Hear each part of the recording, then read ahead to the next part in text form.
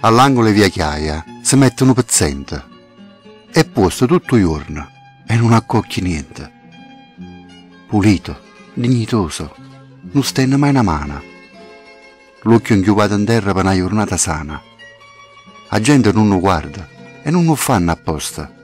Per fare chi lo mestiere ci vuole la faccia tosta. Io ne conosco una, Peppina la Fiorella, sa fa Santa Teresa vicino alla parrucchiella. Se dai una 5 lire, o sangue le va storta, taglietta innanzi i piedi e a rete te fai morta. Dai sordo conteressa e a sera va a cantina, tiene pure a 600, 3 camere e cucina. Invece chi le chiaia, misero e vergognoso, stanotte è morto di fame, povero e dignitoso.